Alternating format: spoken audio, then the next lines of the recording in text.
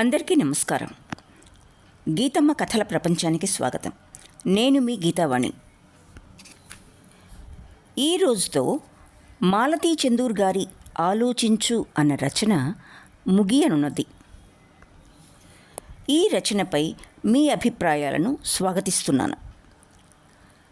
6వ భాగంలో జరిగిన కథను క్లుప్తంగా తెలుసుకొని 7వ మరియు చిట్ట చివరి భాగంలోకి ప్రవేశిద్దాం. భర్త మళ్ళీ వివాహం చేసుకోవటంతో తలక్రిందులైపోయిన లలిత స్వామీజీ సన్నిధికి వెళ్ళి వచ్చిన తరువాత నెమ్మదిగా కొంత కుదుటపడటం జరుగుతుంది. హెడ్ మిసెస్తో కలిసి కొన్ని ప్రజోపకర కార్యక్రమాలలో పాల్గొనటం మొదలుపెడుతుంది. ఆపరేషన్ చేయించుకుని ఇన్ఫెక్షన్ వలన అనారోగ్యం పాలబడిన భర్త ప్రక్కనే ఉండి సేవ చేస్తూ ఉంటుంది లలిత. భర్త కోరిక మేరకు సుజాతను తన ఇంట్లో ప్రవేశించడానికి కూడా అంగీకరిస్తుంది లలిత. లలిత తన అంతరంగంలో ప్రయత్నపూర్వకంగా సుజాత పట్ల క్రోధానికి, ప్రతీకార భావనకు బదులుగా కనికరాన్ని, కరుణను స్థాపన చేస్తూ ఉంటుంది. మూర్తి ఇకపై పిల్లలు కలగకుండా ఆపరేషన్ చేయించుకొని ఉంటాడు. సుజాతకు కలిగిన బిడ్డ చనిపోతుంది. లలిత తానే పెద్ద నేరం చేసినట్టు ఫీల్ అవుతూ ఉంటుంది. తూర్పు దేశాల సందర్శనకు వెళుతున్న మూర్తితో లలిత, సుజాత ఇద్దరు వెళ్ళరు. ఆ సమయంలో లలిత మరో ఉపద్రవాన్ని ఎదుర్కోవలసి వస్తుంది. అది సుజాత ఆత్మహత్యా ప్రయత్నం. నిద్ర మాత్రలు అతిగా మింగి ప్రాణాలు తీసుకోవాలనే ప్రయత్నం. ఎంతో ప్రయత్నం మీద సుజాత బ్రతికి బట్టకడుతుంది. ఇక 7వ మరియు చిట్ట చివరి భాగంలో కథ ఇలా మొదలవుతుంది. ఎవరు ఏమనుకున్నా సుజాత లేవాలి, ఆరోగ్యంగా అందరిలాగా తిరగాలి. అదే తన ధ్యేయం. అతను వచ్చేసరికి ఈ అమ్మాయి ఆరోగ్యంగా తిరగగలగాలి. సుజాత రూమ్ విడిచి కారిడార్లోకి రాగలుగుతోంది. సాయంత్రం వేళ కారిడార్లో కుర్చీలు వేసుకుని కూర్చున్నప్పుడు ఒకరోజు మాటల్లో తను అడిగింది, మీరిద్దరూ దెబ్బలాడుకున్నారా? నీకెందుకు ఇంత కష్టం కలిగింది? ఎందుకు ఈ పని చేశావు? సుజాత 10 నిమిషాలు నిశ్శబ్దంగా ఉండిపోయింది. నాకెటువంటి ఆశ లేదు. ఆ పిల్లైనా బతికుంటే నిశ్శబ్దంగా ఏడుస్తోంది. ఊరుకో, నీకేం వయసు అయిపోయిందని తను ఓదార్చిపోయింది. నాకు వయసు అవ్వలేదు, కానీ నాకు ఇక పిల్లలు పుట్టరు. ఒక్క పిల్లైనా ఉంటే ఆయన్ని పట్టుకోగలిగేదాన్ని. తనకి గొంతు ఎండిపోతున్నట్లయింది. ఈ అమ్మాయికి అసలు విషయం తెలుసా? అతను అంత నిర్దయగా చెప్పగలిగాడా? అతను అలాంటి పని చేస్తాడంటే నమ్మలేకుండా ఉంది. నీకు ఎలా తెలుసు? మా అంకుల్ చెప్పారు. ఆయనకి ఎలా తెలుసు? ఆ డాక్టర్ దగ్గరున్న నర్సు తనకి ఫ్రెండ్ అట. కావాలంటే రుజువు చేస్తానన్నాడు. నీకు బంధువులు ఉన్నారా? ఎప్పుడు చెప్పలేదే? వాళ్ళంతా నా వాళ్ళు కాదనుకున్నాను. ఈయన ఒక్కరే నా మనిషి అనుకున్నాను అంది సుజాత. ఆడవాళ్ళందరూ ఎన్ని రోజులైనా, ఎన్ని యుగాలైనా ఇలాగే ఆలోచిస్తారా? పిల్లలున్నంత మాత్రాన ప్రేమలుంటాయా? పిల్లలుంటే భర్తని పట్టుకోగలమన్నది ఉత్త భ్రమ. సుజాత తను అనుకున్నంత అమాయకురాలు కాదు. మీ సంగతి వేరు. ఆయనకు మీ మీద ఎంత విశ్వాసమో, అభిమానమో మీకు తెలియదు. నీకు తెలుసా? తెలుసు. అందుకే చెప్తున్నాను. ఆ రోజు మీరు ఆశ్రమం నుంచి వస్తున్నారంటే జ్వరంతో ఇంటికి వెళ్ళిపోయారు. నేను బ్రతిమాలి ప్రాధేయపడ్డాను. తను పిల్లలు ఇంట్లో లేకపోతే మీరు కష్టపెట్టుకుంటారని మీకోసం పరిగెత్తుకొచ్చారు. ఆ రోజున మీ గురించి ఎంత అసూయపడ్డానో తెలుసా? తలుచుకుంటే నవ్వుగా ఉంటుంది. మీరేదో మందు పెట్టారనుకున్నా. సుజాత బలహీనంగా నవ్వింది. తను ఏమీ చెప్పలేక నవ్వింది. అందరూ ఆడవాళ్ళు భర్త ప్రేమ అనేసరికి ఒకే విధంగా ఆలోచిస్తారా? వీటికి తరాలు తారతమ్యాలు ఉండవా? ఆ రోజు అనుకున్నాను, నాకు ఒక పిల్లవాడు కలిగితే నేను ఒక తల్లినైతే ఆయన మీద నాకు అధికారం వస్తుంది, ఆయన్ని శాసించగలుగుతాను అని. ఆ తర్వాత మీ ఇంటికి వచ్చాను. ఆ రాత్రి నాకెందుకో న్యూనతగాను భయంగాను ఉంది. ఆయన్ని చూడకుండా ఉండలేను. దొంగచాటుగా రాత్రి వేళ రావాల్సి వచ్చింది. మీరు ఏం మాటలంటారో, ఇంట్లోకి రాణిస్తారో లేదో, ఎటువంటి తిట్లు తినాలో అని గడగడమనే గుండెలతో వచ్చాను. మీరు నోరెత్తి ఒక్క మాట అనలేదు. అప్పుడు తెలిసింది నేను ఎంత పాడు పని చేశానో, ఎంత దిగిపోయానో. చిచి, అలాంటి మాటలు అనుకోకూడదు అంది తను. నేను చెప్పదలుచుకుంది చెప్పనివ్వండి. మళ్ళీ నాకు ధైర్యం ఉండకపోవచ్చు. ఆ రోజు ఇంటికి వెళ్ళి చాలాసేపు ఏడ్చాను. మా వాళ్ళందరినీ తలుచుకొని ఏడ్చాను. ఆ రోజు నుంచి నాకు కడుపులో భయంగా ఉండేది, ఈ పుట్టే బిడ్డ బతుకుదని. నువ్వు ఇటువంటి భయాలు కడుపులో దాచుకుని ఎలా ఊరుకున్నావు? అతనికి చెప్పలేకపోయావా? అతనికి నీ మీద ఇష్టం లేకపోతే ఇన్ని సమస్యలు తెచ్చుకునేవాడా? నా మీద ఇష్టం కాలేదు, దారి లేక జాలిపడి చేసుకున్నారు. నా మీద ఆయనకి జాలి తప్ప మరేం లేదు. మీకు అంతే. మళ్ళీ ఏడుస్తుంది. ఈ పిల్లను తను ఎలా ఓదార్చగలదు? మనుషులు తీరి కూర్చుని ఇటువంటి విషాదాలని ఎందుకు కొని తెచ్చుకుంటారో. 25 ఏళ్ళు నిండని ఈ అమ్మాయి ఎంత మానసిక క్షోభను అనుభవించిందో తామెవ్వరూ ఈ అమ్మాయిని అర్థం చేసుకోవడానికి ప్రయత్నించలేదు. అందుకనే స్వామీజీ అర్థం చేసుకో, ఆలోచించు అని ప్రతివారికి చెప్తూ ఉంటారు. ఆయన ప్రతి హృదయాన్ని చదవగలరు. కానీ తను నేను అనుకున్నట్లే ఆ పుట్టిన ప్రాణిపోయింది. ఆ కష్టంలో మీరు తల్లి కంటే ఎక్కువ ప్రేమ చూపించారు. దానికి నేను ఇచ్చిన ప్రతిఫలం ఏమిటి? అవమానం, బాధ, నలుగురిలో మిమ్మల్ని కించపరచటం. మీరు అన్నిటినీ దిగమింగుతున్నారు. ఎవరి కోసం? ఆయన కోసం. మరి నేను చికాకులు, బాధలు, సమస్యలు ఇవన్నీ నేను ఆయనకిచ్చినవి. నర్సు వచ్చి కారిడార్లో కూర్చున్న మమ్మల్ని లోపలికి వెళ్ళమంది. సుజాత 5 నిమిషాల్లో వెళ్తాం అంటూ బదులు చెప్పి మళ్ళీ అందుకుంది. ఇంటికి వెళ్ళాక చాలా రోజులు ఆలోచించుకున్నాను, ఏం చేశాను, ఏం జరిగింది అని. వీటన్నిటి మధ్య నాకు ఒక బాబు పుడతాడని చాలా ఆశగా ఉండేది. నాకు చిన్నప్పటి నుంచి పిల్లలంటే చాలా ఇష్టం. అందరూ ఫ్యామిలీ ప్లానింగ్ అంటుంటే నేను 6 కంటాను అంటుండేదాన్ని. సుజాత గొంతు బొంగురుపోయింది. భగవాన్ అనుకుంది తను. ఎప్పుడూ భగవంతుని పేరు తలవని తను భగవంతుని తలుచుకుంటుంది. చుట్టూ ఆకాశం అంతా ఊదా రంగులో ఉంది. ఆకాశం ఎరుపు నుంచి బూడిద వర్ణంలోకి మారుతోంది. అన్ని రూమ్స్లో లైట్లు వెలిగాయి. తామిద్దరూ ఇంకా కారిడార్లోనే కూర్చునున్నారు. పేషెంట్లు చాలామంది రూమ్స్లోకి వెళ్ళిపోయారు. ఆ తరువాత ఆయన జపాన్ వెళ్ళాక మా అంకుల్ వచ్చినప్పుడు అన్నాడు, చాలా హేళనగా చెప్పాడు, నాకు ఇంకా పిల్లలు పుట్టరని, ఆయన్ని నేను ఏ విధంగానూ పట్టుకోలేనని. ఆ రాత్రి మరి తట్టుకోలేకపోయాను. ఇంతమందికి ఇన్ని కష్టాలు కలిగించి చివరికి నేను బాగుంది ఏమిటి? నాకేం మిగిలింది? అందుకని అందుకని అందుకని తను పూర్తి చెయ్యనివ్వలేదు. చెయ్యి పట్టుకుని లేవదీసుకుని గదిలోకి తీసుకెళ్ళింది. ఇంత ఆలోచించగలది, ఇంత సున్నితమైన మనసు కలిగింది అయిన సుజాత ఎందుకు ఇలా తపటడుగు వేసింది? చదువుకుంది, అందముంది, వివేకముంది, ఇన్ని ఉండి తన ఈడుకు సరిపోయిన వాడిని భర్తగా ఎన్నుకోక పిల్లల తండ్రి అయిన ఇతన్ని ఎలా చేసుకుంది? అటువంటి తొందరపాటు పని ఎలా చేసింది? తనకి అడగాలంటే సంకోచంగానూ బిడియంగానూ ఉండేది. ఎంత చనువుగా ఉన్నా ఈ విషయం అడగలేకపోయేది.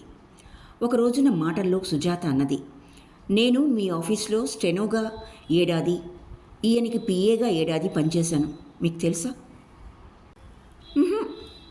నేను మిమ్మల్ని 2-3 సార్లు చూశాను. అప్పట్లో మీకు గర్వమని, చాలా రిజర్వ్డ్ అని అనుకునేదాన్ని. ఇప్పుడు కాదా?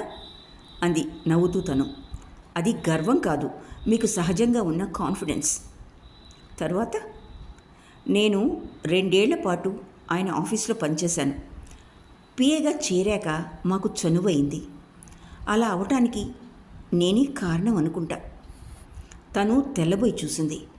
సుజాత అడ్వాన్స్ చేసి ముందుకు దూసుకోపోగలదా? ఆ పిల్లలో అటువంటి చీప్నెస్ లేదు. మా ఇంటి పరిస్థితులు మీలాంటి వాళ్ళు ఊహించుకోలేరు. అసలు ఇటువంటి కుటుంబాలు ఉంటాయని, మనుషులు ఇంత హీన స్థితిలో ఉంటారని మీకు అర్థం కాదు. ఆర్థికంగానా? ఆర్థికంగా అయితే పేచీ లేదు. డబ్బు లేకపోతే కష్టపడి సంపాదించుకోవచ్చు. అది కాదు. మా ఇంట్లో డబ్బుకు విలువ లేదు. డబ్బు కావాలి కానీ అది కాదు ముఖ్యం. మీకు చెప్పానే మా అంకులని. ఆ రాస్కే వాడు అన్ని అనర్థాలకి మూలం. ఆ రోగు వల్లనే నేను ఇలా అయిపోయాను. మళ్ళీ ఆగిపోయింది. కళ్ళు తుడుచుకుని చెప్పడం మొదలుపెట్టింది. నాకు చదువు, అందం, తెలివి అన్నీ ఉన్నాయి. నాకేం తక్కువ అని చాలామంది అనుకుంటారు కానీ అన్నిటికంటే ముఖ్యమైన రక్షణ తక్కువ. మా అమ్మ మా నాన్నని చిన్నప్పుడే వదిలేసి వచ్చింది. మా నాన్న మా అమ్మను చాలా బాధలు పెట్టేవాడుట. మా అమ్మ చాలా చక్కగా ఉంటుంది, అందులో అబద్ధం లేదు. మా నాన్న కొట్టడం, తిట్టడం ఎంత నిజమో నాకు తెలియదు. నా చిన్నప్పుడు మా అమ్మ మద్రాసు వచ్చి చాలా చాలా కష్టపడింది.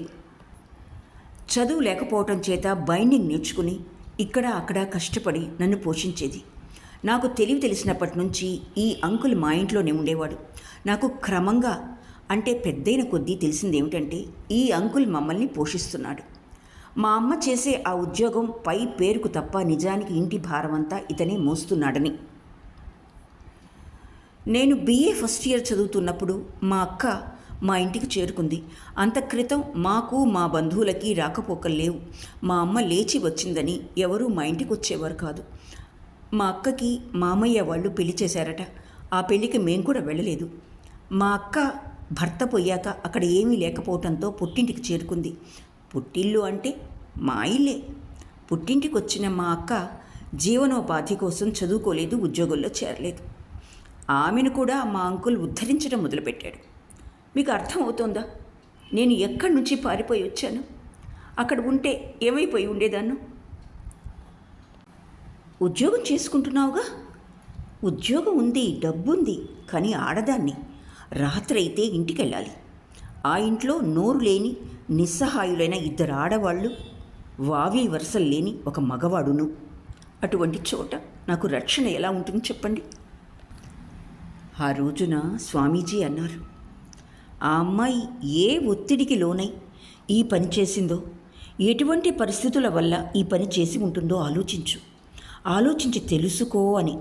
కానీ తన హృదయ కవాటాలు మూసుకుపోయినాయి. ఏంటి ఆలోచిస్తున్నారు? అడిగింది సుజాత. నీ గురించి కొన్ని 100 మైళ్ళ దూరంలో ఉన్న స్వామీజీ ఊహించుకోగలిగారు.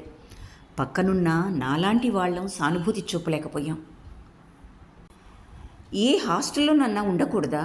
ఇంట్లోనే ఎందుకు ఉండాలి అని మీకు సందేహంగా ఉంది కదూ? అదే ప్రయత్నించాను. మా అంకుల్ విచిత్రమైన మనిషి. ఏ విషయంలోనూ తొందరపడడు.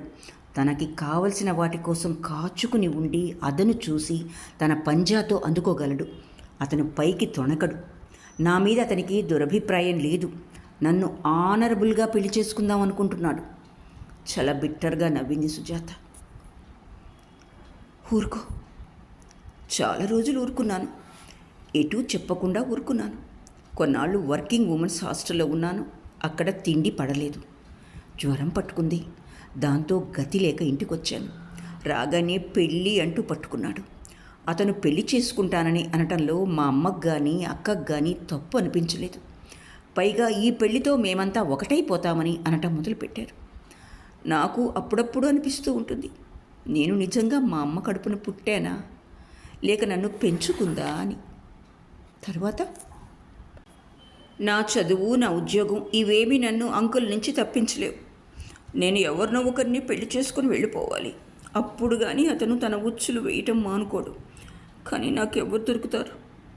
కాలేజీ స్టూడెంట్స్ క్లాస్మేట్స్ని పెళ్లి చేసుకోవటం సినిమాల్లో తప్ప జీవితంలో తటస్థపడదు. నా మట్టుకు నాకు ఒక్క యువకుడు పెళ్లి చేసుకుంటానని ముందుకు వచ్చినవాడు ఒక్కడు కూడా కనిపించలేదు. నా జీవితం తలుచుకుంటే ఈ సినిమాలు నవలలు ఎంత పచ్చి అబద్ధాలని ప్రచారం చేస్తున్నాయో అనిపిస్తుంది. అలా అనకు, పరిస్థితులు అంది తను. అయ్యుండొచ్చు, మా ఇంటి పరిస్థితులను బట్టి ఎవ్వరూ ముందుకు రాకపోయి ఉండొచ్చు. అప్పుడే వీరితో పరిచయం అయింది. ఒక విషయం, మా అంకుల్ని తప్పించుకునేందుకు వీరిని పావుగా వాడుకున్నాను అనుకోకండి. నాకంత శక్తి లేదు. ఆయన అంత అమాయకులు కారు. నాకు ఇంటికి వెళ్ళాలంటే భయంగా ఉండేది. ఇల్లు అంటే అదేదో తోడేలు గుహలోకి అడుగు పెడుతున్నట్లు వణుకుగా ఉండేది. ఎంత రాత్రైనా సంతోషంగా పనిచేసేదాన్ని. సెలవు రోజుల్లో కూడా మనస్ఫూర్తిగా వచ్చి ఆఫీస్ లెటర్సు ఫైల్స్ చూసుకునేదాన్ని. నాకు పని మీద ఉన్న శ్రద్ధ చూసి ఆయన మెచ్చుకోవటంతో మా పరిచయం ఆరంభమైంది. ఆపై తను వినదలుచుకోలేదు. సుజాత చెప్పనూ లేదు. కొంచెంసేపు ఆగి మళ్ళీ తనే అందుకుంది. నేను ఇంత ధైర్యంగా డబ్బు హోదా ఉన్న మనిషిని పెళ్లి చేసుకుంటానని మా అంకుల్ అనుకోలేదు. నాకు ఇటువంటి అదృష్టం లభిస్తుందని, నేను ఇలా తన చెయ్యి జారిపోతానని ఊహించలేకపోయాడా రాస్కెల్. పెళ్లి చేసుకుని నాకు ఇల్లు వాకిలి అవి ఏర్పరిచి నన్నింత ఆదుకునే వ్యక్తి వస్తాడనుకోలేదు. ఆయన మీద గౌరవం, ఆయన పొజిషన్ చూసి భయం. నేను తల్లిని కాబోతున్నాను. దాంతో వాళ్ళంతా కాస్త దూరంగా ఉన్నారు. కానీ ఈయన జపాన్ వెళ్ళాక రాకపోకలు మొదలుపెట్టారు. మొదట్లో అమ్మ అక్క వస్తుండేవారు. తర్వాత అంకుల్ కూడా రావటం మొదలుపెట్టాడు. నేను రావద్దు అని వాళ్ళ మొహం మీద చెప్పలేకపోయాను. ఒంటరితనం, నష్టమైపోయిన నా బిడ్డ, ఇవన్నీ నన్ను బలహీనరాల్ని చేశాయి. ఆ బలహీనత వల్ల అంకుల్ అలా మాట్లాడగలిగాడు. ఎక్కడో చూస్తోంది సుజాత. నిన్ను నర్సింగ్ హోంలో చేర్పించాక మీ వాళ్ళెవరూ వచ్చినట్టు లేదే. మీరంటే, మీ కుటుంబం అంటే చాలా భయం వాళ్ళకి. ఆనాడు మీరు రాకపోయి ఉంటే మళ్ళీ ఆ ఊబిలో చిక్కుకుపోయి ఉండేదాన్ని. మీ అండ ఉన్న నాళ్ళు వాళ్ళు ఈ ఛాయలకు రారులే. తను మాట్లాడలేకుండా ఉంది. పెద్ద పులిని తప్పించుకునేందుకు ఈ పిల్ల మంటల్లో దూకింది. ఈ మంటలు మనిషిని కాల్చి చంపుతున్నాయి.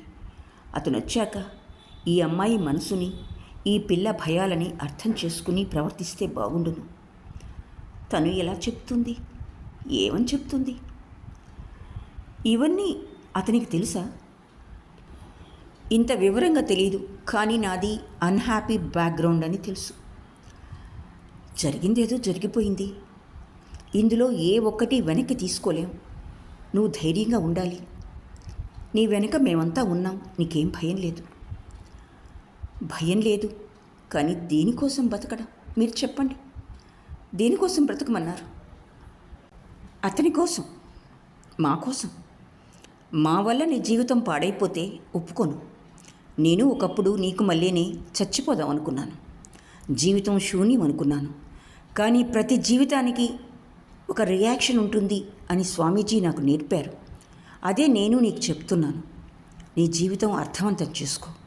ఇంకా చదువుకో, ఉద్యోగం చెయ్యి. ఆయన ఒప్పుకుంటారో లేదో ఒప్పించు. మీరు చెప్పండి. నేను కల్పించుకోను. నీ విషయంలో నేను ఎప్పుడు కల్పించుకున్నా దాని వెనక నా స్వార్థం ఉండొచ్చు. ఏ మూల నుంచో నా స్వార్థం నా చేత తప్పటడుగు వేయించవచ్చు. నీ సమస్యని నువ్వే పరిష్కరించుకో. నీకు అని ఒక జీవితం కల్పించుకో. అప్పుడు నీకు మనశ్శాంతి లభిస్తుంది. ప్రయత్నించి చూస్తాను అంది సుజాత. ఆ తరువాత వారం రోజులకి సుజాతను తమ ఇంటికి తీసుకొచ్చింది. మొదట్లో సుజాత తమ ఇంటికి రానంది. తన ఇంటికే వెళ్ళిపోతానంది. కానీ తను ఒప్పుకోలేదు. అతను వచ్చేదాకా వెళ్ళనివ్వను అన్నది. సుజాతని ఇంటికి తీసుకొచ్చాక మళ్ళీ కొత్త సమస్యలు, కొత్త బాధలు. ఆ అమ్మాయిని తమ ఇంటికి తీసుకురావటం సుందరికి, రవికి ఇష్టం లేదు. సుందరి ఆడపిల్ల కాబట్టి కేకలేస్తే ఊరుకుంది. సుజాత ఉన్న ఇంట్లో తను ఉండనని పేచీ పెట్టాడు రవి. అమ్మా, ఇప్పుడే చెప్తున్నా, నువ్వు ఆవిడ్ని ఇక్కడ తీసుకొస్తే నేను ఒప్పుకోను. నాకు అసహ్యంగా ఉంటుంది. నాన్నగారు చేసిన పనికి ఇప్పుడే అందరు నవ్వుతున్నారు. పైగా ఇంట్లో కూడా తెచ్చిపెట్టుకోవడం. That is too much. నాకు లేనిది నీకెందుకు? నీకు లేకపోవచ్చు, నాకు మటుకు ఇలాంటి పనులంటే పరమ అసహ్యం. నువ్వు ప్యూరిటన్ అనుకో, ఏమన్నా అనుకో. నాన్నగారు బయట ఎట్లా తిరిగినా నాకు సంబంధం లేదు. కానీ మన కాంపౌండ్లోకి ఇలాంటి వాళ్ళు రావటం నేను ఒప్పుకోను. తను ఏం చేయగలిగింది? మీ నాన్నగారు వచ్చేదాకా ఉంటుంది అంది, తను ఏమీ జవాబు చెప్పలేక. నాన్నగారు వచ్చాక అసలు కదలదు. ఈవిడ గారు స్లీపింగ్ పిల్స్ తిని ఊరంతటినీ ఒక కొలిక్కి తెచ్చింది.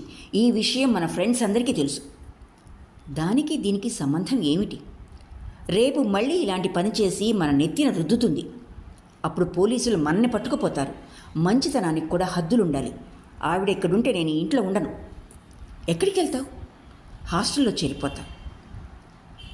అయితే ఈ నెల హాస్టల్లో ఎవరి గెస్టుగా అన్నా ఉండు అంది తను. రవి తన వంక నమ్మలేనట్లు చూశాడు. చూడు రవి, నువ్వు మగపిల్లవాడివి, ఎక్కడున్నా పర్వాలేదు. ఆ అమ్మాయి ఆడది, నిస్సహాయురాలు, చాలా బలహీనంగా ఉంది. ఒక్కరితేనూ ఉంచడం నాకు ఇష్టం లేదు. మీ నాన్నగారు వచ్చేదాకా మన ఇంట్లో క్రింద గెస్ట్ రూమ్లో ఉంటుంది. నువ్వు పై గెస్ట్ రూమ్లో ఉండు.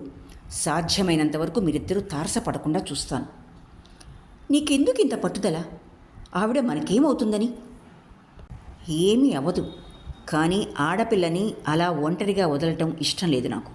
నువ్వు హాస్టల్లో చేరితే మన ఇంటి గొడవలు మరి కాస్త వీధికి ఎక్కుతాయి. అంతకు మించి మరేం లేదు. నిదానంగా ఆలోచించు. మీ నాన్నగారిని గురించి కాస్త ఆలోచించు. ఆయనకి కష్టం తోచొచ్చు.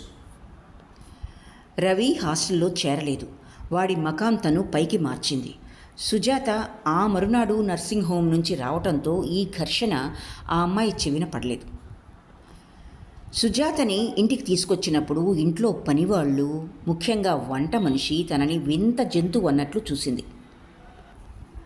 రవి టైంకి ఇంట్లో లేడు. సుందరి తన గది విడిచి బయటికి రాలేదు. ఇంట్లో వాళ్ళు, పనివాళ్ళు ఆ అమ్మాయి పట్ల ఉదాసీనంగా ఉన్నారని ఎవ్వరూ నోటితో అనకపోయినా ప్రవర్తనలో తెలుస్తూ ఉండేది.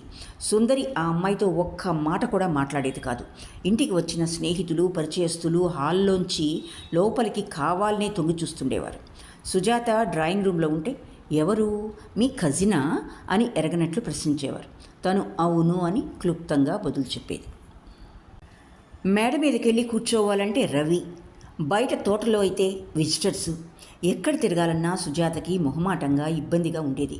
అందుకని తను ఆ అమ్మాయిని ఒంటరిగా వదిలి ఎక్కడికి వెళ్ళేది కాదు. ఆ అమ్మాయి తన వెంట రావటానికి మొహమాట పడేది. ఎక్కువ కాలం ఇంట్లోనే గడపడం చేత ఆ నెల్లాళ్లలో తామిద్దరూ చాలా సన్నిహితులయ్యారు. అప్పుడే ఎన్నో విషయాలు మాట్లాడుకున్నారు. శాంత, సుందరి దగ్గర లేని చనువు ఈ అమ్మాయి దగ్గర తనకి కలిగింది. ఆ అమ్మాయిని చూస్తే తనకి అసూయగా ఉండేది కాదు, కోపం వచ్చేది కాదు. ప్రేమకి, ఆప్యాయతకి కరువు వచ్చినట్లు. సుజాత తనని పట్టుకుని దేవులాడుతుంటే ఎలానో ఉండేది. ఆ అమ్మాయి ఎప్పుడు ఇక్కడ ఉన్నా తనకి అభ్యంతరం లేదు, తన మనసు బాధపడకూడదు అనుకుంటూ ఉండేది. సుజాతని నర్సింగ్ హోమ్ నుంచి తీసుకొచ్చిన 6వ రోజున శాంత వచ్చింది తమ ఇంటికి. రఘు ఒక మధ్యాహ్నం వేళ దాన్ని దించి వెళ్ళాడు. అది అప్పుడప్పుడు స్పెండింగ్ అని వచ్చి పోవటం ఉంది. కానీ ఆసారి అది ఏదో అడగబోతోందని, తగాదలాడబోతున్నదని తనకెందుకో అనిపించింది. ఎప్పట్లాగా కబుర్లు, మాటలు అయ్యాక సుజాత లోపల గెస్ట్ రూమ్లో ఉండడం చూసి బయట లాన్లో కూర్చున్నప్పుడు శాంత తనని అడిగింది, గొంతు తగ్గించి. ఆవిడ్ని ఎందుకమ్మా ఇక్కడికి తీసుకొచ్చావు? తనకి నవ్వొచ్చింది. ఇంట్లో ఉన్న 2 పిల్లలకి తను సంజాయిషి చెప్పుకోవటం అయిపోయింది. ఇంకా శాంత ఒక్కతే మిగిలింది. ఏ అంది తను. నువ్వు చేసిన పనికి మా అత్తగారు తమాషాగా మాట్లాడుతోంది. మా మామగారు సరే అదేదో విడ్డూరంగా నువ్వేదో కాని పని చేసినట్లు అంటున్నారు. నీతో అన్నారా? నాతో కాదు. మా అత్తగారు ఆయన కూర్చొని మొన్న సాయంత్రం తీరిగ్గా మొదలుపెట్టారు. నా చెవుల్లో పడాలని, నాకు వినిపించాలని వాళ్ళ ఉద్దేశం. ఏమన్నారేమిటి? నువ్వు మొదటి నుంచి ఇంతేట. ఊరంతా ఒక దారైతే ఉలిపి కట్టేది ఒక దారి లాంటిది అన్నారు మామగారు. దేనికట? నాన్నగారు ఏదో చేశారు, మగవాళ్ళు ఎన్నో చేస్తారుట, అది అలా బయటనే వదలాలట, అంతేగాని ఇంట్లో తెచ్చి పెట్టుకోవడం తప్పట. అంటే ఈ రోజుల్లో 2 అంటే నలుగురు నవ్వుతారట. ఏదో ఫ్రెండ్ అని బయట ఉండొచ్చు కానీ నువ్వు కావాలని అన్నీ నెత్తిన వేసుకోవటం బాగా లేదుట. ఎందుకు బాగాలేదు? ఆ అమ్మాయిని మీ నాన్న పెళ్లి చేసుకున్నారని వీళ్ళందరికీ తెలియదా? తెలుసు. తెలిసినా ఇలాంటివి బాహాటంగా ఒప్పుకోకూడదట. మాంసం తింటామని బొమికలు మెళ్ళో వేసుకుంటామా అంటూ మామగారు నవ్వారు. అంటే మాంసం దొంగచాటుగా తినటం తప్పులేదన్నమాట. ఇటొచ్చి బొమికలు వేసుకోవటమే తప్పంటాం, అవునా? నేను కాదు, మా మామగారు అంటున్నారు. నీకు కూడా ఈ తప్పని తోచడం చేత నా దగ్గర ఎత్తుతున్నావు, అవునా? అది కాదమ్మా, వాళ్ళలా అంటుంటే ఎలానో ఉంది. ఆగిపోయింది శాంత. ఎవరిని? నిన్ను. దేనికిట? ఆవిడ్ని తీసుకొచ్చి మన ఇంటిలో పబ్లిక్గా ఉంచుకోవటం తప్పట. తనకి పకాలను నవ్వొచ్చింది. ఉంచుకునేందుకు తనేం మగవాడా? ఆపుకోలేక పైకి నవ్వేసింది. ఎందుకమ్మా నవ్వుతున్నావు? మీ మామగారి మాటలకి తప్పు చేసిందేమో మీ నాన్న. మధ్య నన్నెందుకు అంటున్నారో అర్థం కావటం లేదు. మగవాళ్ళు ఇలాంటివి చేయడం సర్వసహజం. అదేదో పెద్ద గొప్పగా నర్సింగ్ హోమ్లో ఉండి సేవ చేయటం, అక్కడితో ఆగక ఇంటికి తీసుకొచ్చి పెట్టుకోవటం, ఇదంతా మర్యాదగా లేదట. మరి మీ నాన్న చేసిన పని మర్యాదగా ఉందా? ఆ రోజున వీళ్ళందరూ ఎందుకు ఊరుకున్నారు? ఎలా ఊరుకున్నారు? ఒక్కళ్ళైనా నోరెత్తారా? ఇది చట్టవిరుద్ధం అని అనగలిగారా? పైపెచ్చు మీ మామగారే దగ్గరుండి అలివేలు మంగాపురంలో పెళ్లి చేయించాట. నీకెలా తెలుసు? ఎలాగో అలా. ఆ రోజు వీళ్ళెవరికి నోళ్ళు రాలేదు. భార్య ఉండగా పిల్లలుండగా ఈ పని ఏమిటని అడగకపోయారా? అడిగి ఆ పెళ్ళి ఆపించలేకపోయారా? మీ నాన్న అలా చెయ్యడం న్యాయం? ఈరోజు ఈ పిల్ల ఆత్మహత్య చేసుకోబోతుంటే అడ్డుకొని ఆదుకోవడం అన్యాయం. చాలా బాగుంది. మీ నాన్న డబ్బు హోదా చూసి నోరు మూసుకున్నారా? లేక మగాడు కదా అని ఊరుకున్నారా? ఆ రోజు నా పక్షం పలికి నీ భర్త ఇలాంటి పని చేయడం తప్పని ఒక్కరు ముందుకొచ్చి అనగలిగారా? ఒక్కరు ఓదార్చారా? నాలో నేను కుళ్ళి ఏడ్చినప్పుడు మీ మామగారు ఏమయ్యారే? ఏమయ్యా, ఇలాంటి పని తగునా? నువ్వు నేరం చేస్తున్నావు అని మందలించారా? అది కాదు. ఏమిటి కాదు? నోరు లేని ఆ పిల్లని, ఆడదాన్నని నన్ను మందలిద్దాం అనుకుంటున్నారా? ఇది నా ఇల్లు, నా ఇష్టం. నాకు నచ్చింది నేను చేస్తున్నాను. నాకు ఎవరేమనుకున్నా భయం లేదు. నేను మొండిదాన్ని. ఆ మాటే మా మామగారు అన్నారు. నువ్వన్నీ తలకిందుగా ఆలోచిస్తావుట. మరో ఆడదైతే ఆ పిల్లని ఇలా నెత్తికెక్కించుకోదట. ఆసుపత్రిలో నిద్రాహారాలు మాని సేవ చెయ్యదుట. పోనీ కిందటిసారైతే నాన్న కోసం చేసి ఉండొచ్చు. ఈసారి కూడా ఎద్దుకిలా చేశావని ఆయన బాధ. ఆయనకు అర్థం కాదులే. ఆయనకే కాదు, చాలామందికి అర్థం కాదు. సుజాతని మీరందరూ ఎందుకు అసహించుకుంటున్నారో, మీ అందరికీ ఆ పిల్ల మీద అంత కక్ష ఎందుకో నాకు అర్థం కావటం లేదు. నాన్నగారిని ఈ వయసులో ఆ పిల్లనే ఎందుకు అనాలి? ఆ తప్పు మీ నాన్నది కాదా? ఆ అసహ్యం మీ నాన్న మీద ఎందుకు కలగకూడదు? మీరెవ్వరికైనా చేవ ఉంటే, ఆత్మాభిమానం ఉంటే మీ నాన్నని నిలదీసి అడిగి ఉండేవాళ్ళు, అసహ్యించుకుని ఉండేవాళ్ళు. మేము చిన్నవాళ్ళం అయితే ఇప్పుడు పెద్దవాళ్ళు అయ్యారా? ఇప్పుడు మటుకు నాకంటే చిన్నదానివి కాదా? శాంత, నీకు నువ్వు ఆలోచించుకోవడం నేర్చుకో. నీ మొగుడు మామగారు ఏది చెప్తే అది చిలకలా అప్పచెప్పకు. నాకు అసహ్యంగా ఉంటుంది. నాకు అప్పుడప్పుడు అనిపిస్తుంటుంది, మీ ముగ్గురు నా కడుపునే పుట్టారా అని. ఎందుకమ్మా అంత నిష్ఠూరంగా మాట్లాడతావు? కాకపోతే తప్పు చేసింది మీ నాన్న. ఆ తప్పుని మీ మామగారు ఆమోదించి హర్షిస్తున్నారు. చచ్చి బతికిన ఆ పిల్లని, ఆ పిల్ల పరిస్థితిని సానుభూతితో చూస్తున్న నన్ను మీ వాళ్ళు విమర్శిస్తుంటే నువ్వు వాళ్ళని సపోర్ట్ చేస్తున్నా. నీకు పెద్దవాళ్ళు అన్న గౌరవం అన్నా ఉండాలి, లేక స్వతహాగా ఆలోచించుకునే వివేకమన్నా ఉండాలి. ఈ రెండూ లేకపోతే నువ్వు మనిషిగా బతకలేవు. అది కాదమ్మా. ఏది కాదు? మీ నాన్న అన్నట్లు మీరు నీడపట్టు నుండి కష్టం తెలియకుండా గడిచిపోతుంది మీకు. అంచేత మీకు ఏ విలువలు లేవు. ఉన్న 4 డోలకల్లాంటివి. నేనేం చేస్తున్నానో నాకు తెలుసు. మీ మామగారు నాకు నీతులు బోధించనక్కర్లేదు. చెప్పదలుచుకున్నవి నాతో సూటిగా చెప్పమను, నేను బదులు చెప్తాను. అమ్మో, నిన్ను చూస్తే ఆయనకు హడల్ అంది శాంత. అది ఒకందుకు మంచిదే అని అక్కడితో సంభాషణ తుంచేసింది తను. శుష్క మర్యాదలకి, అసూయలకి, క్రోధాలకి అతీతమైన కొన్ని విలువలుంటాయని వీళ్ళకి ఎప్పుడు తెలుస్తుంది? అతనికి తనపై ఉన్న విశ్వాసం, నమ్మిక ఈ చుట్టూ వాళ్ళకి ఎలా అర్థమవుతుంది? అతనికి తన మీద ఎంత విశ్వాసం లేకపోతే ఆనాడు నర్సింగ్ హోమ్ నుంచి ఫోన్ చేస్తాడు తనకి? అతనికి తన పట్ల గల నమ్మిక ఈ పిల్లలకి ఎలా తెలుస్తుంది? పైకి ఒక్క మాట తేలకుండా అవసరమైతే, అనారోగ్యమైతే అమ్మగారికి ఫోన్ చేయమని పని మనిషికి చెప్పి వెళ్ళాడు. అటువంటి నమ్మకాన్ని, విశ్వాసాన్ని ఈ చుట్టూ వాళ్ళు మామూలు అర్థం లేని మాటల్లోకి చూస్తున్నారు. అందుకే తను విచిత్రంగా, విపరీతంగా కనిపిస్తుంది వీళ్ళకి. అందుకే తనను చూస్తే వీళ్ళకి భయం. సుజాత ఆ నెల్లాళ్లలో చాలా వరకు పుంజుకుంది. మెంటల్గా, ఫిజికల్గా ఆ అమ్మాయికి శక్తి వచ్చింది. తన వాళ్ళ గురించి, అంకుల్ గురించి ఏనాడూ ఎత్తలేదు. ఆ ప్రస్తావన తను తీసుకురాలేదు. ఇక్కడి నుంచి వెళ్ళిపోయాక మళ్ళీ మామూలుగా ఒంటరిగా ఉండాలి. పోనీ ఏదైనా జాబ్ చెయ్యి. నాకెవరిస్తారు? నాకు ఎంఏలో క్లాస్ రాలేదు, 3rd క్లాస్లో పాస్ అయ్యాను. 1st క్లాస్ వచ్చిన వాళ్ళకే ఉద్యోగాలు దొరకటం లేదు. ఉద్యోగం చేస్తానంటే ఆయన ఒప్పుకుంటారా? తను జవాబు చెప్పలేదు. కాలేజీ, ఆ పైన ఉద్యోగం, నాకు ఇంట్లో కూర్చోవటం అలవాట్లేదు. ఇదివరకైతే దేనికోసమో ఎదురు చూసే ఆశైనా ఉండేది.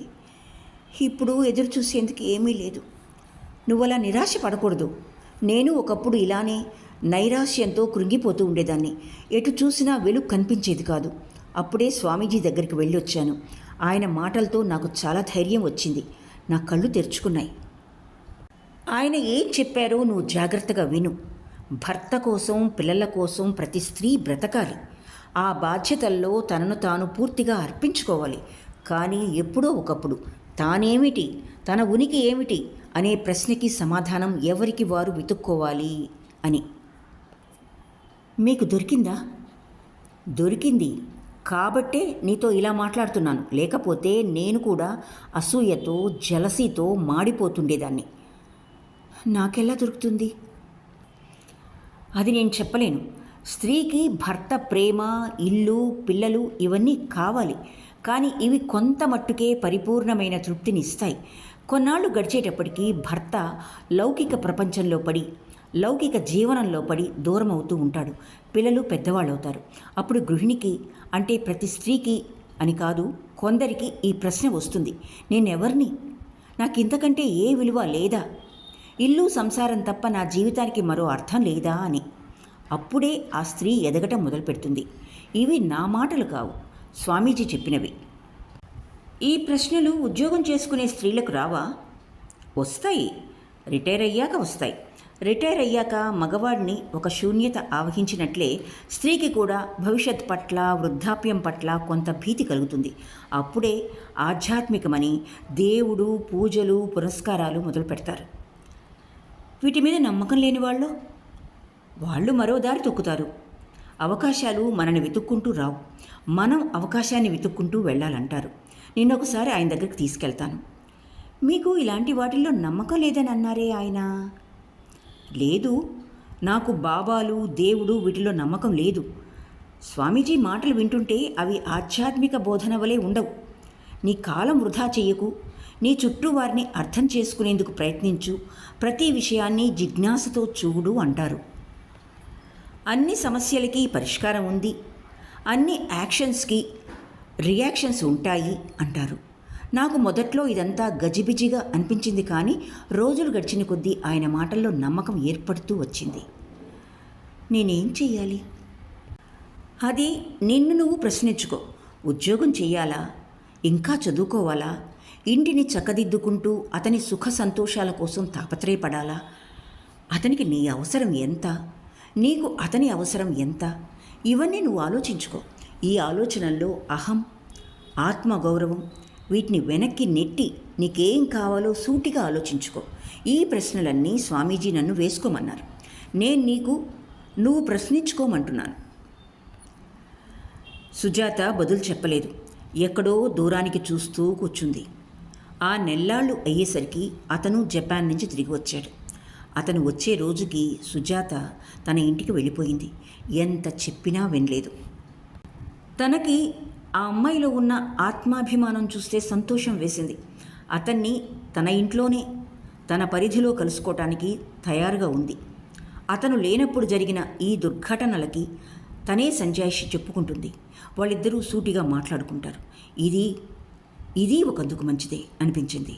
తను చెప్పడం, అతను వినటం ఇవన్నీ ఇబ్బందికరంగా ఉంటాయి. జపాన్ నుంచి వచ్చిన రోజు రాత్రే అతను సుజాత ఇంటికి వెళ్ళాడు. సుజాత ఇక్కడ తమ ఇంటిలో నెల్లాళ్ల పాటు ఉందని తప్ప అసలేం జరిగిందో తను చెప్పలేదు. ఆ మరునాడు రాత్రి సుమారు 8 తరువాత తామిద్దరూ చాలాసేపు మాట్లాడుకున్నారు. సుజాత గురించి మాట్లాడుకున్నారు. భోజనాలు అయ్యాక ఒకసారి పైకి రాలల్లి అని పిలిచి అతను మేడ మీదకి వెళ్ళిపోయాడు. ఈసారి అతనేం మాట్లాడబోతున్నది తనకు తెలుసు. 2 ఏళ్ల క్రితం ఆ రాత్రి మేడ మీదకు పిలిచి సిటౌట్లో కూర్చుని ఆ మసక చీకట్లో పిడుగులాంటి వార్తని తన నెత్తిన వేశాడు. ఈనాడు అది పిడుగులా అనిపించడం లేదు. గాయం మానలేదు, బాధ పోలేదు. కానీ ఆ బాధ అలవాటైపోయింది. మొదటి రోజులోని తీవ్రత తగ్గింది, అంతే. తను పైకి వెళ్ళింది. అతను సిటౌట్ కేన్ కుర్చీలో కూర్చునున్నాడు. చుట్టూ పల్చగా వెన్నెల పరుచుకుని ఉంది. ఆ రోజు చీకటి, ఈరోజు వెన్నెల. మనుషుల మనోభావాలని బట్టి ప్రకృతి మారుతూ ఉంటుందా, లేక ప్రకృతి మనిషి మనోభావాలకి ప్రతిబింబమా? తను కూర్చున్నాక అతను వెంటనే మొదలుపెట్టాడు. సుజాత ఎందుకు ఇలా చేసిందంటావు? ఆ అమ్మాయికి నేను చేయగలిగిందంతా చేశాను. తను చెప్పింది విన్నాక నాకు ఒక్కసారి ప్రపంచం గిర్రున తిరిగినట్లయింది. తనకి మనసులో తృప్తిగా ఉంది. ఇతను తను చేసిన దాన్ని ఎక్కడ మెచ్చుకుంటాడో, తనని ఎక్కడ అభినందిస్తాడో అని సిగ్గుగా ఉంది. అతను అలా అభినందించి ఉంటే తనకు కోపం కూడా వచ్చి ఉండేది. అతనికి తనపైన పరిపూర్ణమైన విశ్వాసం ఉంది. దాన్ని తను వమ్ము చేయలేదు. మీరు లేరు, లోన్లీగా ఫీల్ అయ్యి భయపడిపోయింది. నువ్వు నాతో రానని అనటం ఎంత మంచిదయింది. లేకపోతే అతను ఒక్కసారి నిలువెల్లా వణికిపోయాడు. తను అప్రయత్నంగానే అతని చెయ్యి అందుకుంది. అయిపోయిన దాని గురించి ఎందుకు?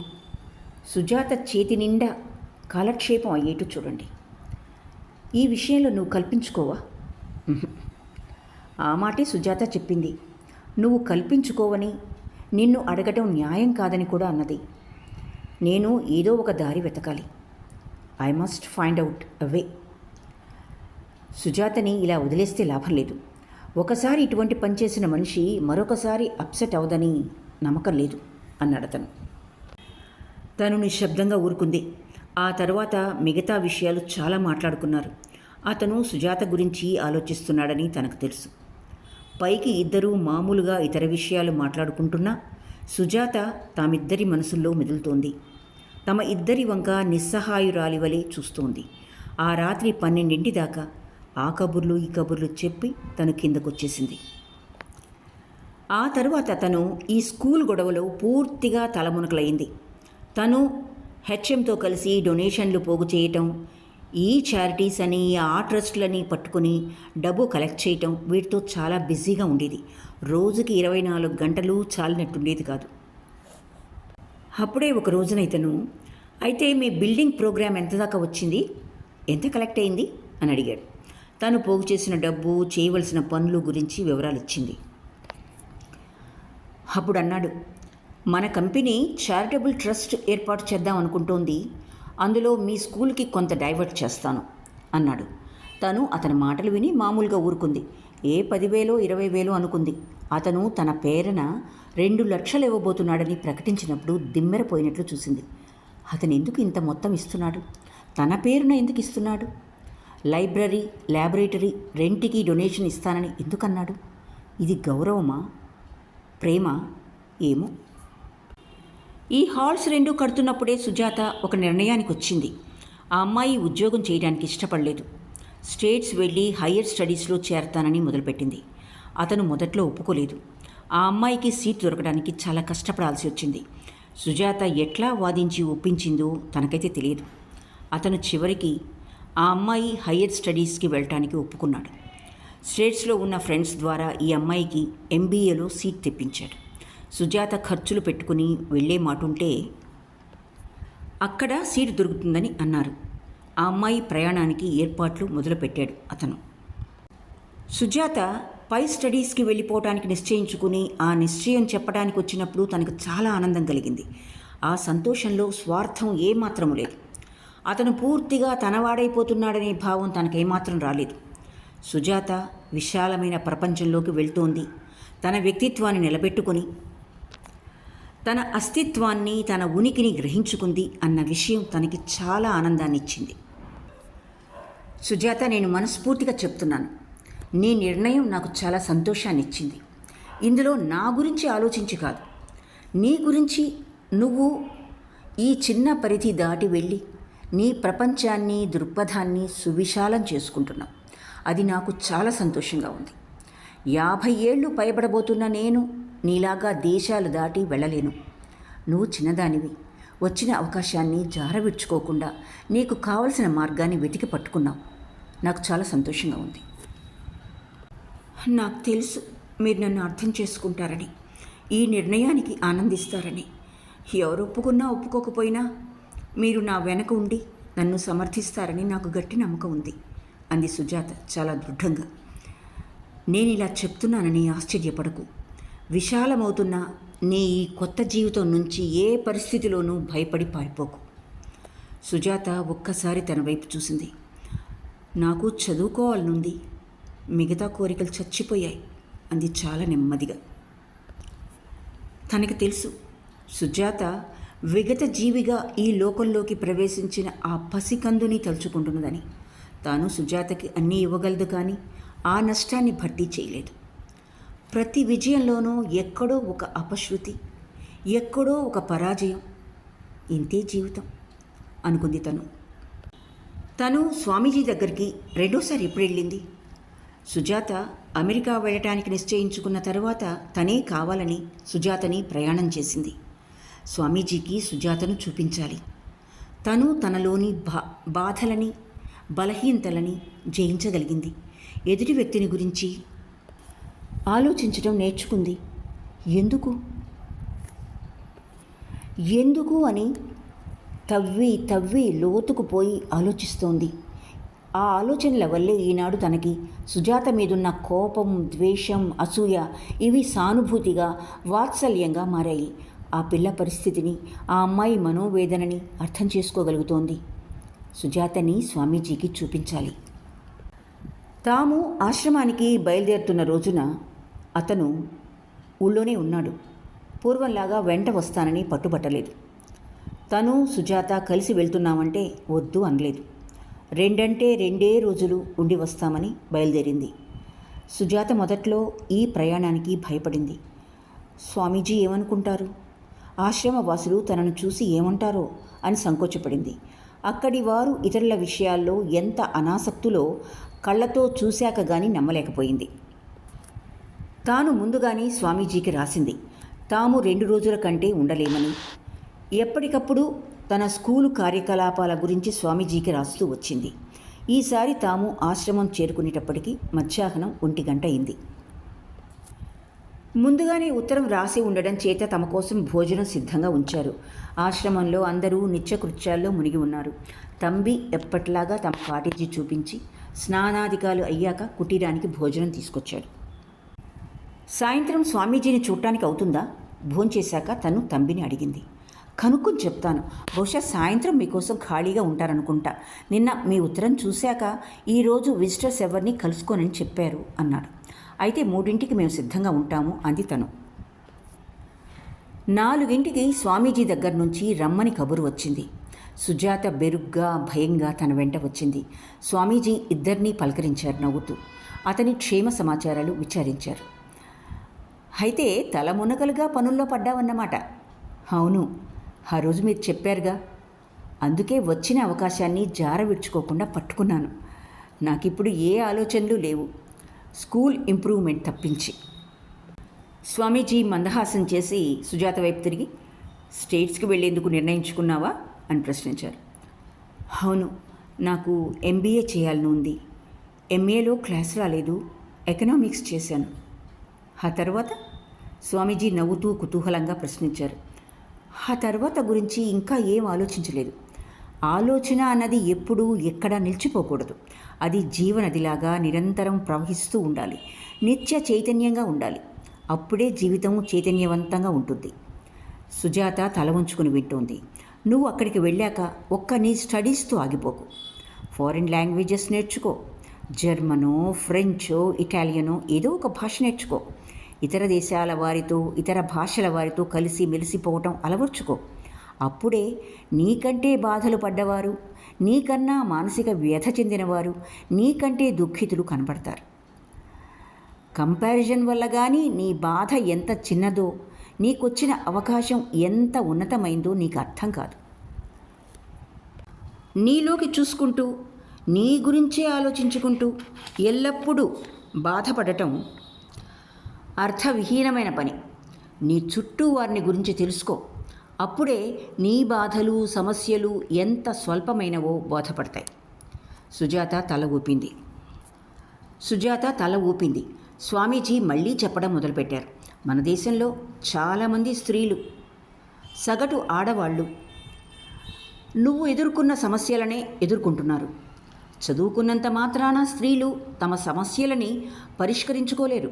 చదువుతో పాటు వివేకం, దాని వెనక హృదయ వైశాల్యం ఉండి, ఈ మూడింటిని సమన్వయపరుచుకోగల ఆత్మవిశ్వాసం కూడా ఉంటే అప్పుడే జీవితానికి పరిపూర్ణత లభిస్తుంది. నువ్వు చాలా జటిలమైన పరిస్థితుల్ని ఎదుర్కొన్నావు, కానీ వాటిని ఒంటరిగా, ఏకాకిగా ఎదుర్కోలేదు. నీ పరిస్థితులని అర్థం చేసుకుని ఈమె నీకు అండగా నిలిచింది. అటువంటి సదవకాశం అందరికీ కలగదు. నువ్వు ఎటువంటి సానుభూతిని పొందావో, ఎటువంటి వాత్సల్యాన్ని పొందగలిగావో వాటిని నీ తోటి వారికి, వాటి కోసం అరులు చాచేవారికి పంచిపెట్టు. అప్పుడే నీ ఈ అనుభవానికి సక్రమమైన ప్రతిఫలం కనిపిస్తుంది. నువ్వింకా చిన్నదానివి. నువ్వు చూడబోయే జీవితం ఫలప్రదంగా, సుఖప్రదంగా ఉంటుంది అంటూ టైం చూసుకున్నారు. తను లేవబోతున్నప్పుడు స్వామీజీ అన్నారు, రేపు మీరు బయలుదేరే ముందు ఒక పావు గంట ముందుగా ఇక్కడికి రా, నీతో కొన్ని విషయాలు మాట్లాడాలి అని. తామిద్దరూ కుటీరం బయటకు వచ్చేసరికి సంధ్యా సమయం అయింది. ఆశ్రమవాసులు 8 గంటల శరీర శ్రమ ముగించి కుటీరాలకు తిరిగి వచ్చినట్లున్నారు. చదువుకుంటూ, పూల మొక్కల మధ్య కొందరు సంధ్యాకాంతిని చూస్తూ చాలా ప్రశాంతంగా కూర్చునున్నారు. తాము ఆశ్రమం అంతా తిరిగారు. సుజాతకి లైబ్రరీ, తోటలు చూపించింది. తనని గుర్తించిన 4-5 పలకరించి క్షేమ సమాచారాలు విచారించారు. దారిలో కనబడిన వాళ్ళు చిరునవ్వుతో విష్ చేశారు. ఎప్పుడొచ్చారని కానీ, ఎన్నాళ్ళు ఉంటారని కానీ ఎవరూ ప్రశ్నించలేదు. ఆ రాత్రి భోజనంలో అన్నం, చప్పటి కూర, పప్పుచారు, మజ్జిగ, ఎండు ఖర్జూర పళ్ళు పంపించారు. భోజనం చేసి కుటీరం ముందున్న అరుగు మీద కూర్చున్నప్పుడు సుజాత అంది, ఇటువంటి ప్రశాంతమైన ఆశ్రమం ఉందని ఎవరన్నా చెప్పుంటే నేను నమ్మి ఉండేదాన్ని కాదు. ఈ ఆశ్రమంలో చదువు, సంస్కారం, ప్రశాంతత తొణికిసలాడుతున్నాయి. 2 ఏళ్ల క్రితం నాకు ఇటువంటి చోటుందని తెలుసుంటే, స్వామీజీని తెలుసుకుని ఉంటే ఇన్ని బాధలు, ఇన్ని సమస్యలు ఏర్పడి ఉండేవి కావు. నువ్వు అక్కడే పొరపడుతున్నావు. సమస్యలు, బాధలు ఉండబట్టే నేను బాధల వల్లనే స్వామీజీ ఆశ్రమాన్ని వెతికి పట్టుకోగలిగాను. ఆయన మొదటి రోజుని చెప్పారు, అశాంతి, సమస్యలు లేనివారు ఇక్కడికి రారని, అవి ఉంటేనే తమలాంటి వారిని వెతుక్కుంటూ వస్తారని. ఆయన చెప్పిన దాంట్లో నిజం లేకపోలేదు అంది సుజాత మెల్లగా. ఆ తరువాత తాము చాలాసేపు నిశ్శబ్దంగా కూర్చునున్నారు. ఆకాశం విరజిమ్మిన నక్షత్రాలతో గంభీరంగా ఉంది. మధ్య మధ్య దూరాన్నుంచి నెమలి వేసే కేకలు వినిపిస్తున్నాయి. చుట్టూ నిశ్శబ్దం, చిక్కని నిశ్శబ్దం. ఆ నిశ్శబ్దం భయం కలిగించడం లేదు. ఆ నిశ్శబ్దంలో ఒక సామరస్యం, ప్రకృతి సామరస్యం కనిపిస్తున్నది. ఆ మరునాడు 3 బయలుదేరతారు. తాను స్వామీజీ కుటీరానికి ఒక్కరితే వెళ్ళింది. ఆయన చాప మీద కూర్చునున్నారు. తను వెళ్ళి ఎదురుగా కూర్చుంది. ఆయన తన వంక చిరునవ్వుతో చూసి, నీలోని విషాదం, కోపం, అశాంతి తగ్గాయి.